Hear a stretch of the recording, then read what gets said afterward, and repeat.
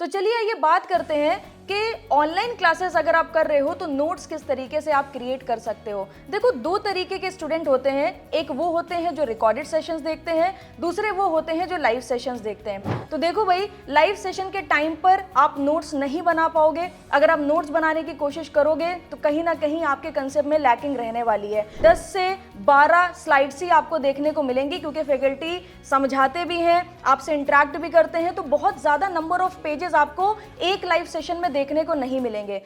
Online classes में अगर concept पर ध्यान देते हैं तो नोट्स नहीं बन पाते हैं, और अगर हम साथ साथ नोट्स बनाने की कोशिश करते हैं तो कंसेप्ट चला जाता है। आखिर किया क्या जाए? तो चलिए ये बात करते हैं कि ऑनलाइन क्लासेस अगर आप कर रहे हो तो नोट्स किस तरीके से आप क्रिएट कर सकते हो। देखो, दो तरीके के स्टूडेंट होते हैं, एक वो होते हैं जो रिकॉर्डेड सेशंस देखते हैं, दूसरे वो होते हैं जो लाइव सेशंस देखते हैं। अगर आप रिकॉर्डेड सेशन वालों में से हो तो जैसे कोई फैकल्टी एक टॉपिक पढ़ा रहा है, तो जिस समय वो पढ़ा रहा है भाई उस समय नोट्स बिल्कुल क्रिएट मत करो, क्योंकि टॉपिक बहुत ज्यादा इंपॉर्टेंट होते हैं। अगर आप साथ साथ नोट्स बनाओगे तो कहीं ना कहीं आपके कंसेप्ट में लैकिंग आ जाएगी।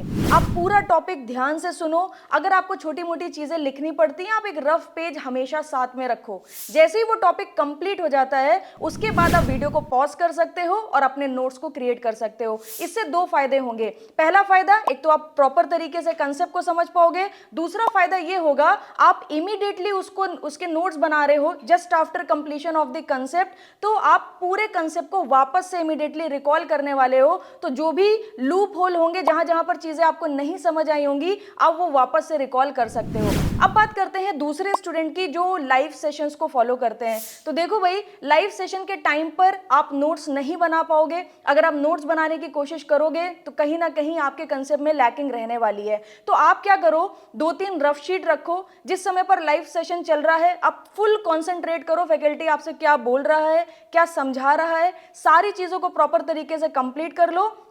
और अगर छोटी मोटी चीजें आपको लिखनी पड़ती हैं, कोई क्वेश्चन फैकल्टी दे रहे हैं उसको सॉल्व करना पड़ता है, आप रफ शीट में उसको सॉल्व करो। जैसे ही आपका सेशन कंप्लीट हो जाता है, तो अगर 1.5 घंटे की क्लास है तो हार्डली 10 से 12 स्लाइड्स ही आपको देखने को मिलेंगी, क्योंकि फैकल्टी समझाते भी हैं, आपसे इंटरेक्ट भी करते हैं, तो बहुत ज्यादा नंबर ऑफ पेजेस आपको एक लाइव सेशन में देखने को नहीं मिलेंगे। तो आप क्या कर सकते हो, सेशन आपने कंप्लीट कर लिया, उसके बाद जैसे मैंने आपको एक टेक्निक बताई थी रिवीजन की, I111 टेक्निक, तो उसमें क्या था, इमीडिएट रिवीजन करना है, फिर 1 दिन के बाद करना है, 1 हफ्ते के बाद करना है, 1 महीने के बाद करना है। तो जो बेटा आपका इमीडिएट रिवीजन है ना, वो इमीडिएट रिवीजन आप नोट्स बना के भी कर सकते हो कि आपने पूरा लाइव सेशन देख लिया, जो भी छोटी मोटी चीजें थी वो रफ शीट में लिख ली।